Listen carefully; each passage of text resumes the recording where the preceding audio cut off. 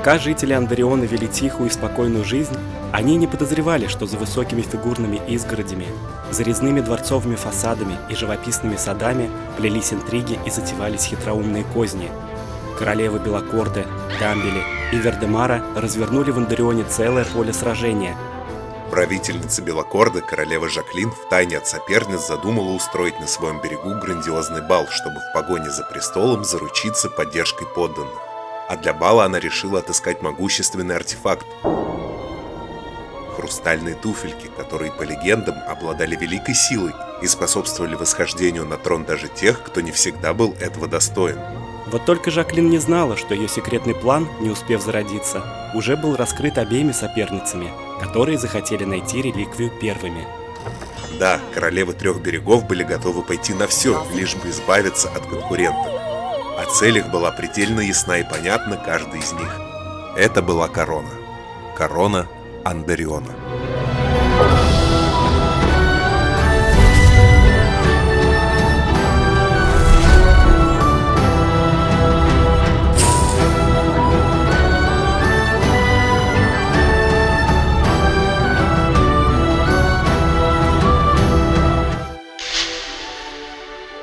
Обрести корону сражением – это здорово. Отвергнуть ее – божественно. Фридрих Шиллер.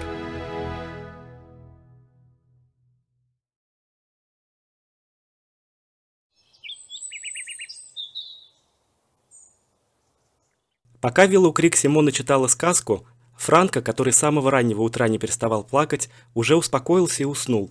Но история противостояния трех королев так ее захватила, что отложить книгу в сторону было бы преступлением. Против короны, разумеется. Поэтому Симона снова погрузилась в сказку с головой и продолжила читать. И как тут оторваться? Ведь скоро королева, которую она назвала своим именем, должна поразить всех на балу. Да, некоторые события Симона излагала несколько иначе. Не так, как рассказывалось в сказке. Но так даже интереснее.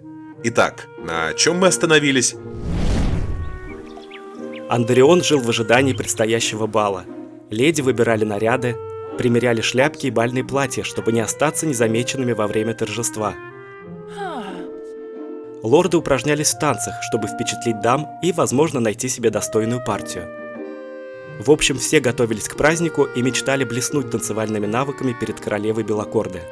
Джо Пауэр не была приглашена на бал, но все равно не собиралась отсиживаться в стороне, пока ее враги плетут интриги.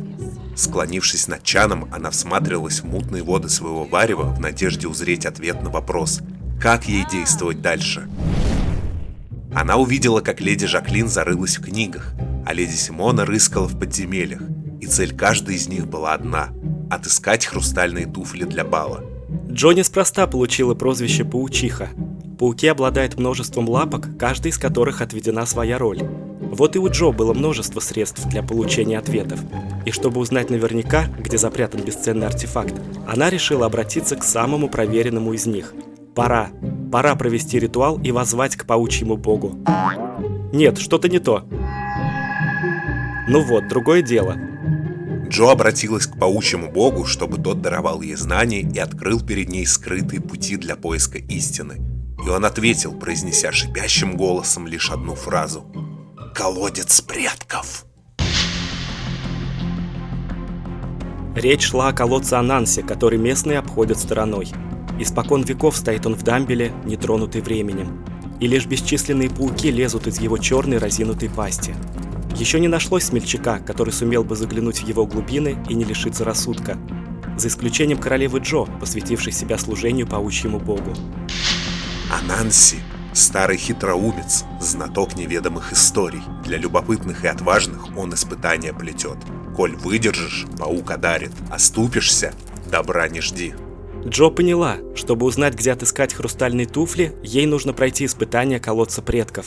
Испытание первое – сплести историю. Историю занятную поведай, судьбу твою решит Ананси следом. Не откладывая, Джо тут же поведала кое-кому одну очень занимательную историю.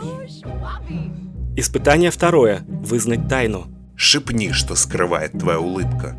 Не пожелаешь делиться тайной, и паутина сомнется. Проявишь щедрость, и Ананси будет благосклонен. Джо уже знала кое-какую тайну, которую приберегла для особого случая. Кажется, этот случай настал. И рассказала она тайну тому, кто был в этом особенно заинтересован. Разумеется, разгорелся скандал.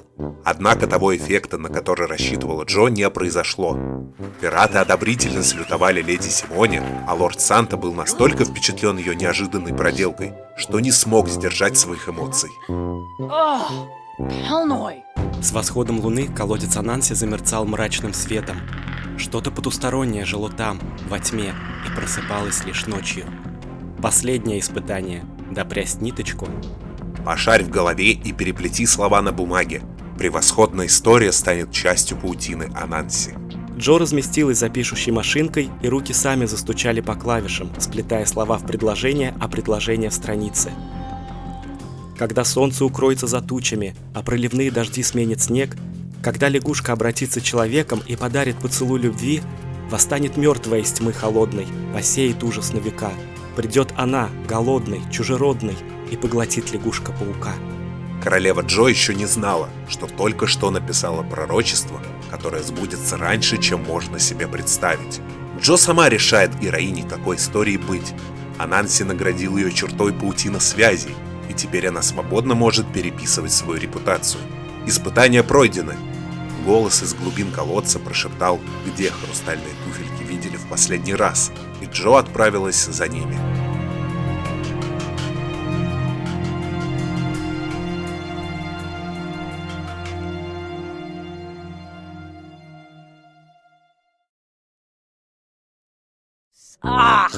Тем временем Жаклин Бонжур искала упоминания о хрустальных туфлях в книгах, но пока единственное, что она нашла, это сказку о Золушке, которая, надев туфли, фактически завоевала все королевство.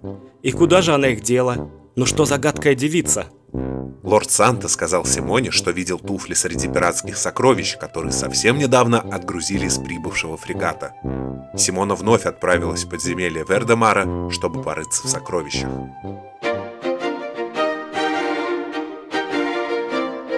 Наконец настал вечер бала. Гости уже стали собираться, и всем не давал покоя один единственный вопрос. Кто станет центральной фигурой этого вечера?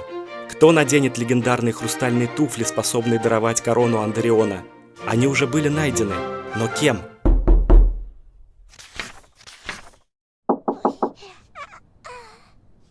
Ох, кого там принесло! Симона неохотно отложила книгу и пошла вниз узнать, кто пожаловал к ней в столь ранний час, кто посмел оторвать ее от истории в такой важный момент. Привет! На пороге стояла Жаклин Бонжур, злобная королева Белокорда. «Ну, чего пришла?» Жаклин сказала, что с самого утра пытается приготовить идеальное печенье для своего ресторана. Она так увлеклась и даже не заметила, что растратила всю муку. Может, у Симоны найдется для нее немного? Ох, если не дать то, что ей нужно, она же не отстанет. Симона отправилась на кухню, а Жаклин, оставшись в коридоре, вдруг услышала сверху детский плач. Так сложилось, что в новом доме Кадоры готовку взял на себя Санто. Обычно он облачался в свой особый костюм и с удовольствием занимался жаркой, варкой и нарезкой овощей. Поэтому Симона совершенно не знала, где он хранил муку. Увидев, что соседка занята поисками, Жаклин поднялась наверх и попыталась успокоить малыша. Рядом с кроваткой на столике она увидела книгу. Наверное, Симона читает маленькому Франку сказки, когда тот плачет. Ну что ж, не будем отрывать Симону от поисков. Жаклин раскрыла книгу на том месте, где лежала закладка, и принялась читать. Речь тут шла о бале, который устраивала королева Белокорда. Жаклин обожала балы и всегда мечтала быть леди из высшего общества. А образ королевы Белокорды прямо-таки взят с нее. Она такая же добрая, щедрая, милая и заботливая. По крайней мере, Жаклин так считала. Но даже если и нет, в ее истории королева будет такой, какой ей захочется.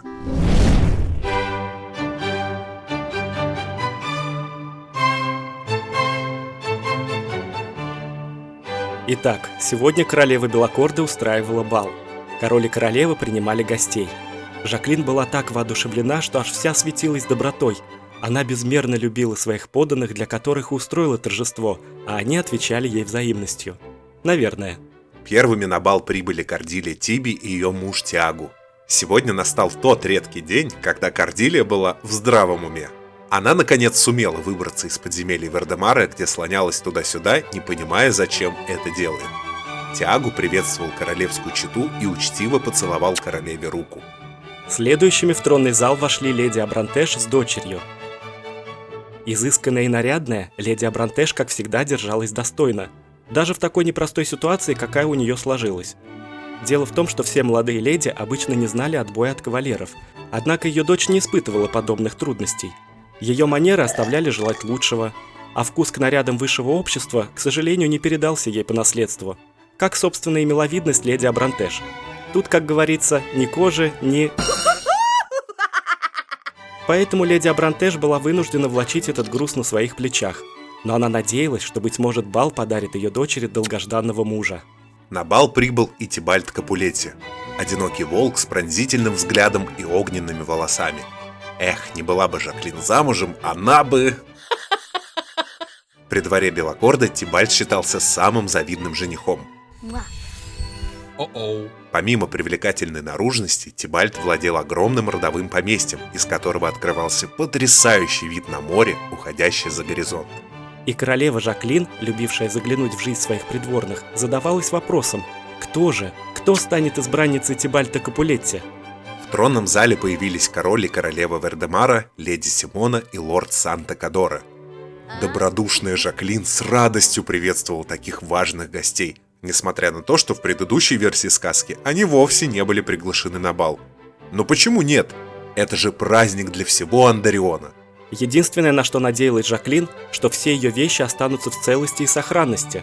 В королевстве говорили, что леди Симона каким-то образом связана с пиратами, а лорд Санта что-то хранит в подземельях Вердемара, где по какой-то причине околачивается Кордилия Тиби в моменты помутнения рассудка, пока ее супруг, достопочтенный Тиаго Абрантеш, навещает дочь Тибальта Капулетти, а сам Тибальт темными ночами в садах Белокорды встречается с тайной пассией семейства Абрантеш. И это вовсе не дочь леди Абрантеш, а после свиданий с тайной пассией Тибальт обычно встречается кое с кем еще. Ну нет, не может быть, Симона точно не связана с пиратами.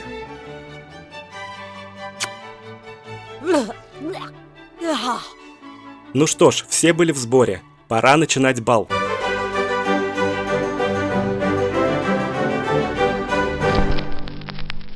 Итак, Гранд-вальс.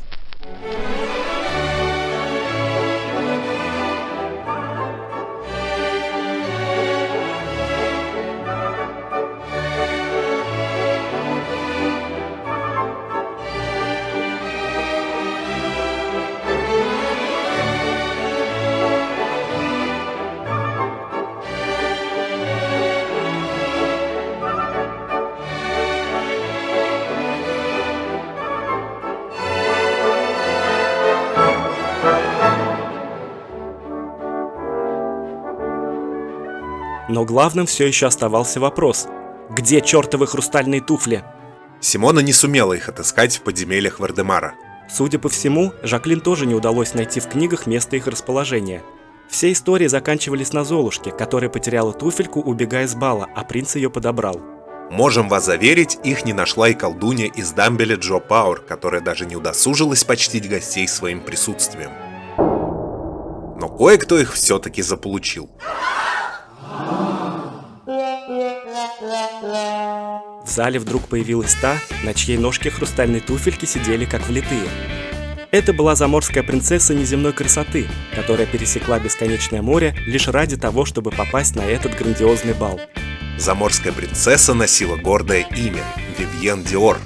Славилась леди Вивьен не только своей красотой, от которой невозможно было оторвать взгляд, но и тем, что любила приключения. Она могла без труда отыскать любой артефакт даже на дне морском. Вовсе не удивительно, что хрустальные туфельки нашла именно она, а туфли эти, по слухам, творили чудеса. И пока знатные дамы перешептывались и открывали рты от изумления, а кавалеры галантно предлагали свою руку, заморская принцесса не собиралась упускать своего шанса, ведь, надев туфли, она намеревалась танцевать танец ради любви.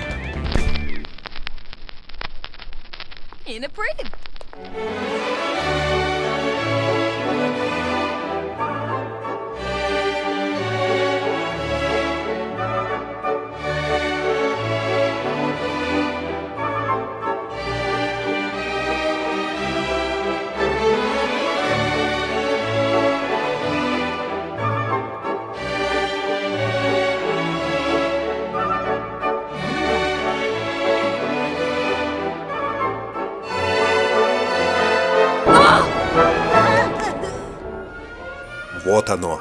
Танец в хрустальных туфельках обладает особой магией. Тибальт так очарован, что предлагает руку и сердце. С радостью. В полночь молодые обвенчались в свадебном храме Белокорды. Вот так иноземная гостья, словно смерч, ворвалась в династию Капулетти. Они провели незабываемую ночь. Особенно примечателен был тот момент, когда Тибальт объявил Вивьен Диор беспрекословной наследницей династии, а затем, под надзором профессионалов в наследственном праве, составил важный документ, завещав дом, титул и все состояние заморской принцессе. А на утро печальная весть облетела Белокорды. Тибальт скончался при загадочных обстоятельствах. Не знали тогда жители Андариона, что в своих заморских краях прослыла принцесса черной вдовой. Но это уже совсем другая история. К тому же жителям Андариона некогда было скорбеть. Во время бала случилось нечто такое, что к утру все три берега стояли на ушах. Но не будем забегать вперед, вернемся к балу.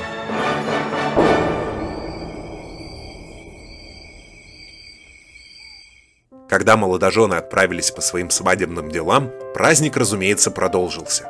Гости веселились, нектар лился рекой, королева Жаклин, восседая на троне, смотрела на всех и радовалась, что бал вышел такой величины, что ни в сказке сказать, ни пером описать. Однако радость ее была недолгой.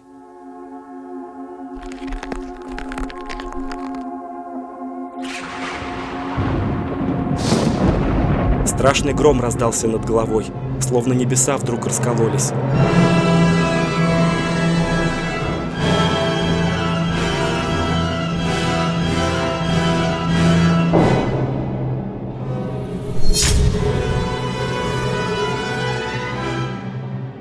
И в тронном зале появилась та, чьего присутствия никто не ждал. Паучиха из Дамбеля. А вот и я. Что? Что ей нужно?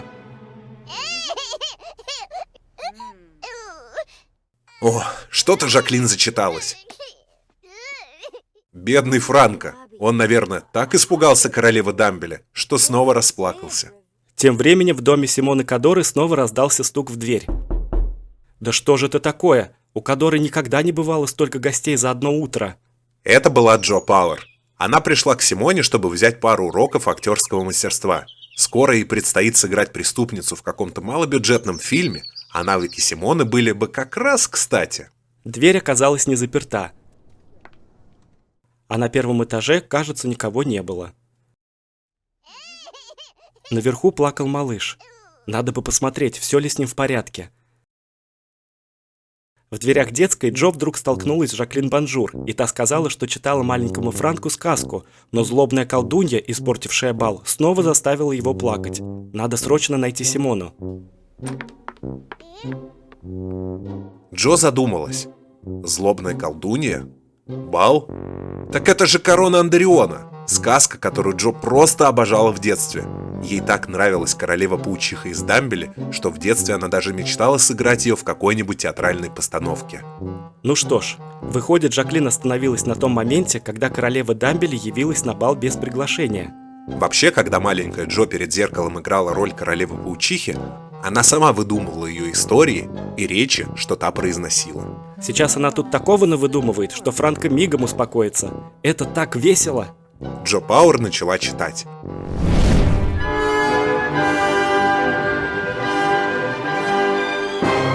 В тронном зале появилась та, чьего присутствия никто не ждал. Королева-паучиха из Дамбеля. Под ее пристальным взором, казалось, дрожали даже колонны, а гости словно потеряли дар речи. Паучиха нарушила безмолвную тишину и произнесла: «Ну надо же, какое тут собралось знатное общество! Король и королева, дворяне и даже чернь! Какой блестящий праздник и великолепный бал!» На самом деле она была так огорчена, что не получила приглашения, но все же захотела хоть мельком увидеть столь потрясающее торжество. Но такое пренебрежительное отношение ее не расстроило, ничуть. И в доказательство этого ей бы хотелось сделать хозяйке бала свой подарок. Слушайте все, слушайте и запоминайте. Королева Белокорда красива и великодушна. Ну-ну. Все на свете любят ее. Мы что, на стендапе? Но не успеет взойти утреннее солнце, как она уколет палец о вязальную иглу и заснет вечным сном. И тогда лишь поцелуй истинной любви снимет проклятие и вернет королеву с того света.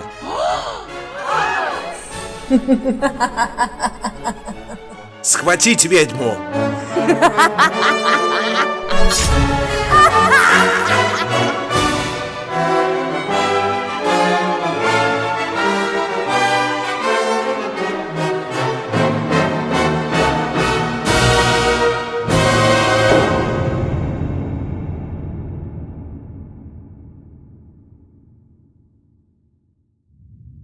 Гости уже разошлись, тронный зал опустел.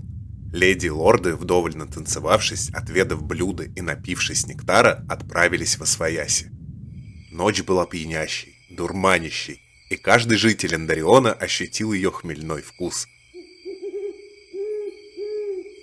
В этот самый момент Тибальт Капулетти, очарованный пленительной ночью, составлял завещание, а заморская принцесса прямо сейчас становилась одной из богатейших особ Андриона.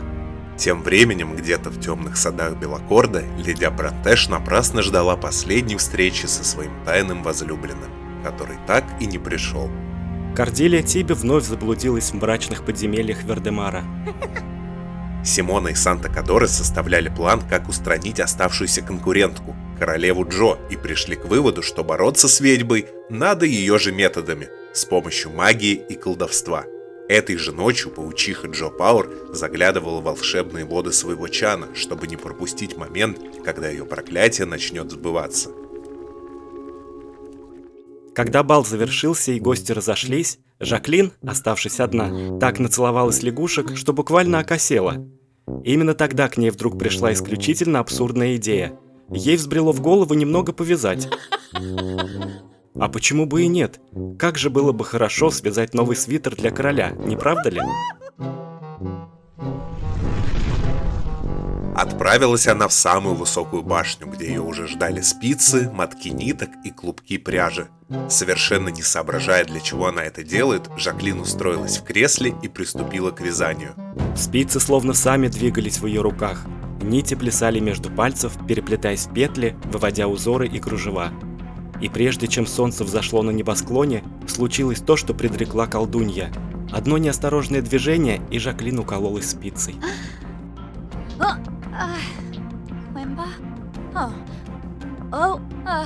В тот же миг она упала без чувств, и лишь безмолвная ночь была свидетелем этого досадного события.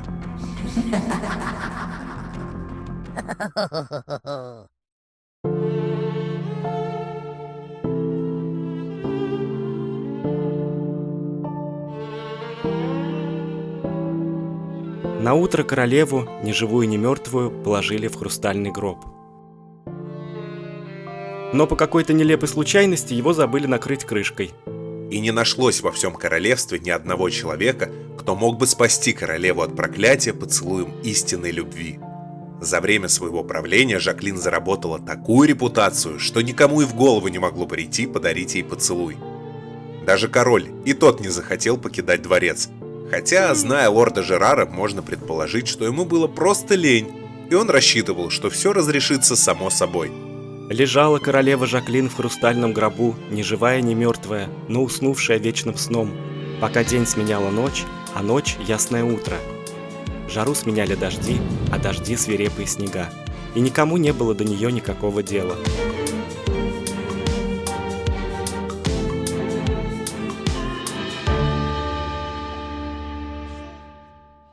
Ну что ж, Франко вроде бы успокоился. Внизу Джо застала Симону и Жаклин и тоже присоединилась к разговору. Но бедную Жаклин так заботила судьба королевы Белокорда, что она не знала, куда себя деть. Поэтому, пока Джо и Симона обсуждали актерские навыки, она незаметно ускользнула в детскую и вновь взяла в руки книгу сказок. Открытая страница повергла ее в шок. Как так вышло, что королева Белокорда уснула вечным сном, и никто не желает ее спасать? О чем вообще думает король? Ну ничего, сейчас Жаклин им всем такое устроит.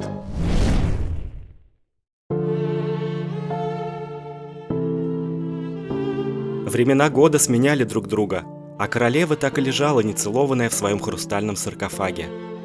Единственным постоянным посетителем был ее верный преданный друг, лорд Лягушка, который искренне любил свою королеву. Но не мог он больше давать ей советов, не мог делиться придворными слухами и обсуждать планы по устранению соперниц. Теперь она ничего не слышала.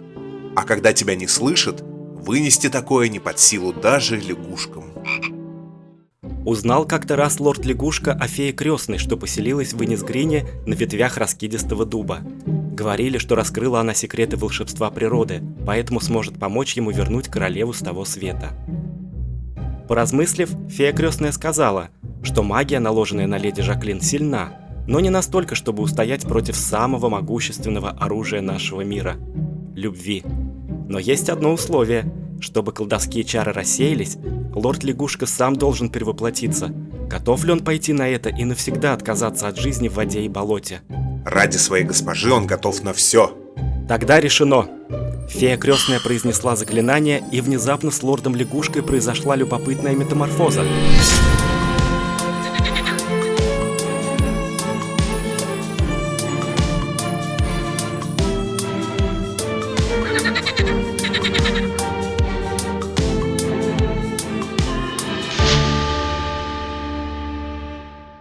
Через миг перед феей уже стоял почти человек, лишь глаза выдавали его лягушачью сущность. Напоследок фея крестная сказала, что несмотря на внешние изменения, лорд-лягушка все равно остается лягушкой. И пусть даже его поцелуй будет самым искренним на свете, тем не менее, Жаблин уже не станет прежней. Красотка днем, в ночи урод. И так за годом год. Бросился со всех ног лорд-лягушка к своей возлюбленной и уже не слышал, как фея крестная, стоя в дверях, произнесла: «Ступай, мой друг, верши судьбу, вступай в любовную борьбу. Восстанет мертвая из тьмы холодной, посеет ужас на века. Придет она, голодной, чужеродной, и поглотит лягушка паука».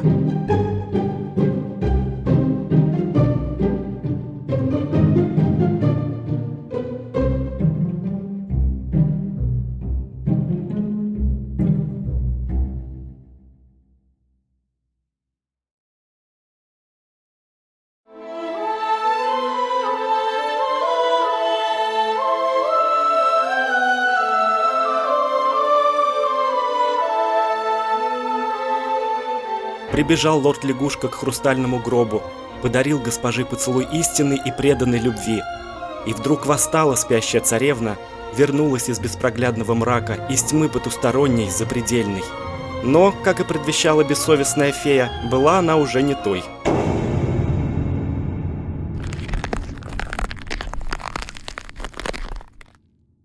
Внезапно кожа ее позеленела, как у огра или жабы болотной. Все тело одеревенело от долгой спячки, конечности окостенели и еле двигались.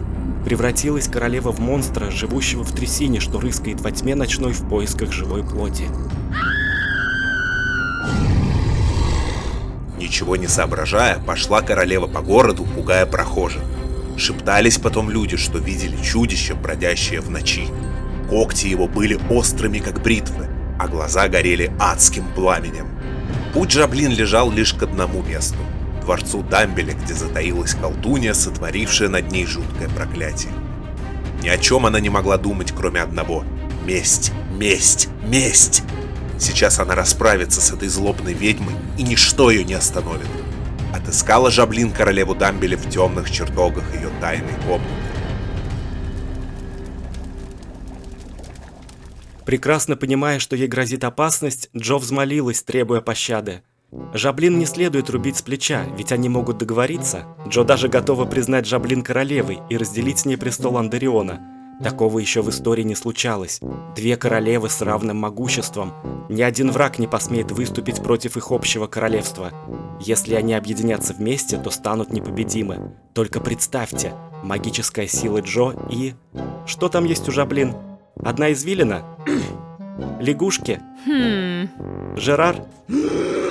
Ну ладно, ум. Ага. Точно, несокрушимая магия Джо и острый ум Жаблин. Равных им не будет никогда.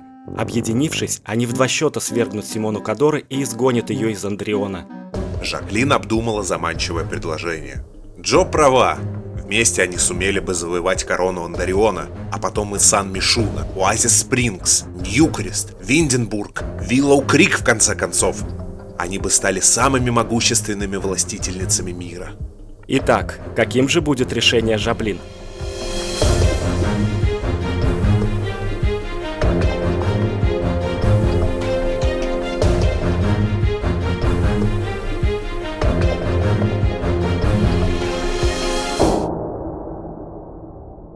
Жаблин все тщательно обдумала, и ее ответ...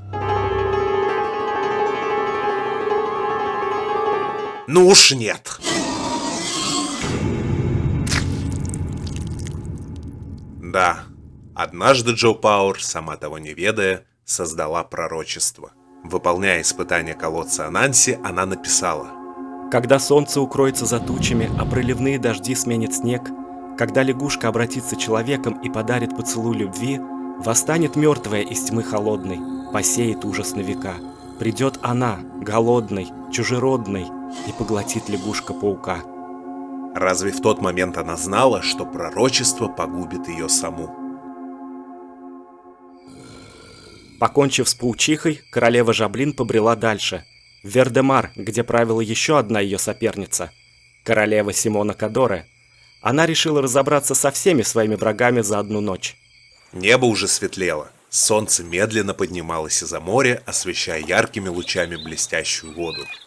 На секунду Жаблин замерла на месте и залюбовалась восхитительным рассветом. Как же красиво! И почему Жаблин никогда раньше не замечала, как прекрасен мир вокруг? Именно в такие моменты понимаешь, насколько скоротечно время. Оно бежит вперед, оставляя за собой дни, недели и года. Но в извечной жизненной гонке иногда стоит сделать передышку, остановиться и подметить красоту, что кроется в мелочах, которые давно стали такими обыденными, а потому едва заметными. Жаблин вдруг подумала, а стоит ли все испытания, что она прошла, престола? Так ли ей нужна эта корона Андериона? Заняв трон 3 королевств, испытает ли Жаблин удовлетворение? Ладно, решив идти до конца, стоит отбросить все сомнения. Ее конечности уже окрепли, все тело чувствовало прилив сил. Да уж, Жаблин выспалась как следует и теперь была бодра, как никогда раньше. Симона встретила ее с мечом в руках. Она знала, что Жаблин пожалует к ней в гости после визита к паучихе. Пусть будет так. Та, кто победит в дуэли, и станет королевой всего Андериона.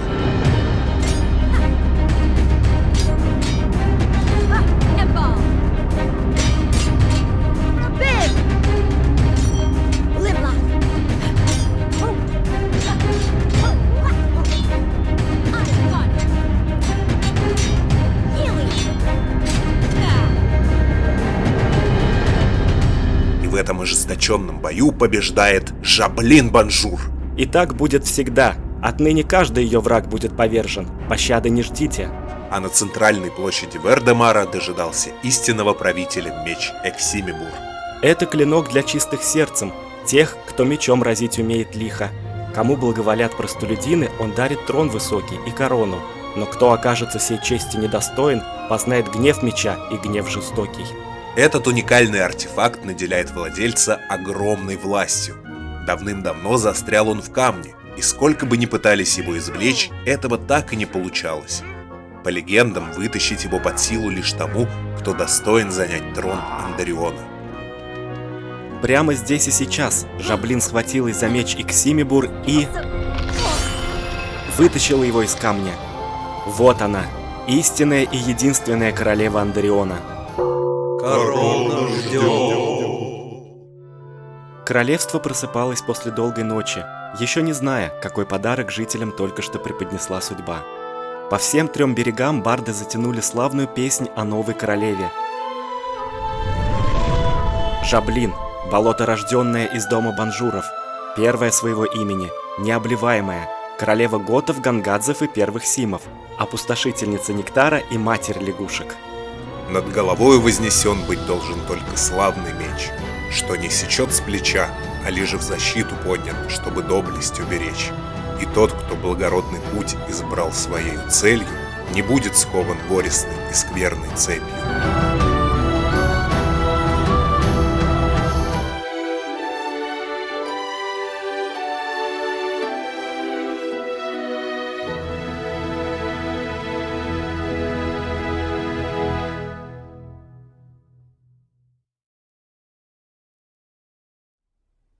Жаклин заканчивала читать сказку.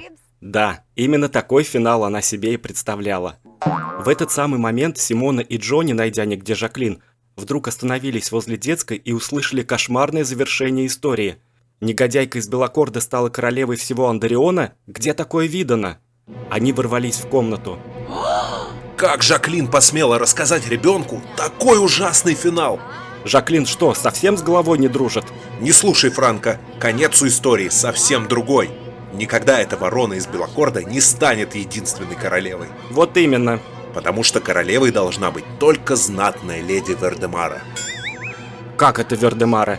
Истинная правительница – это королева Дамбеля вообще-то.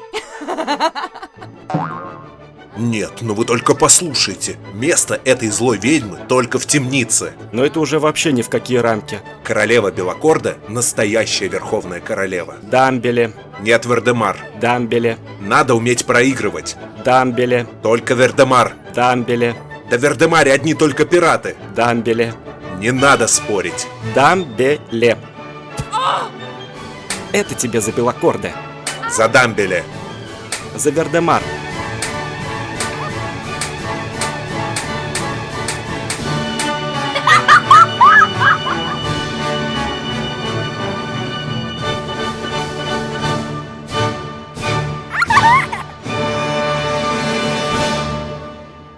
Ладно, всем нужно успокоиться. В принципе, они вместе могут придумать для Франка такой конец сказки, который устроит их всех. Итак, дамы и господа, забудьте все, что было до этого.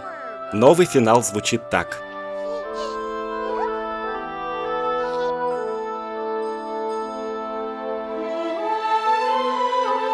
Королева Белокорда действительно одолела соперниц из Дамбеля и Вердемара.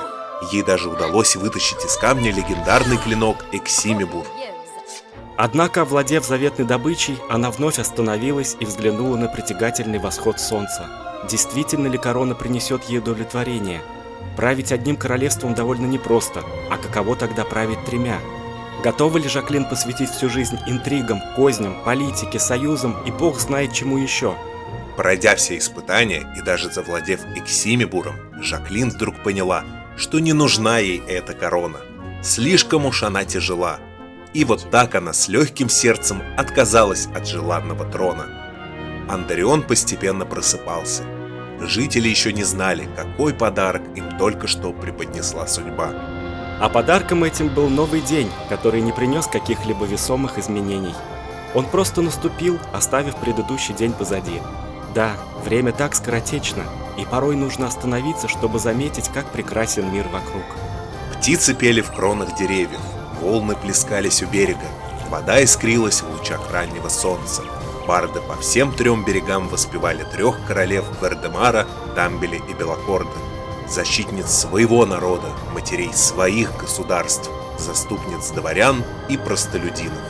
А Андарион так и остался разделенным на три королевства, и никто больше не выказывал притязаний на верховный трон. Эта сказка – поучение для всех. Не стоит пренебрегать честью, чтобы добиться желаемого. Не стоит прыгать выше головы. Куда важнее ценить то, что у тебя есть, наблюдать за красотой повседневных мелочей и радоваться каждому дню. Ведь время так скоротечно.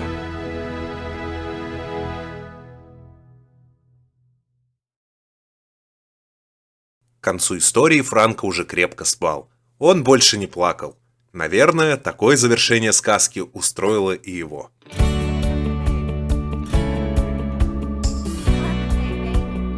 А соседки тем временем, посмеявшись над собой, разместились в столовой. Симона накрыла стол и даже достала бутылочку нектара, который недавно приготовил Санта. Они обсуждали, какими бы королевами стали, окажись они в Андарионе. Злобными и кошмарными, как королева Белокорда? Коварными, как королева Дамбеля? Или простодушными и кроткими, как королева Вердемара? А сказка «Корона Андариона» так и осталась недочитанной до конца. Мы услышали финал повести, каким его представляла Жаклин Банжур, а затем новое обоюдное ее завершение, придуманное общими усилиями. Но какой же настоящий финал этой истории? Как думаете вы?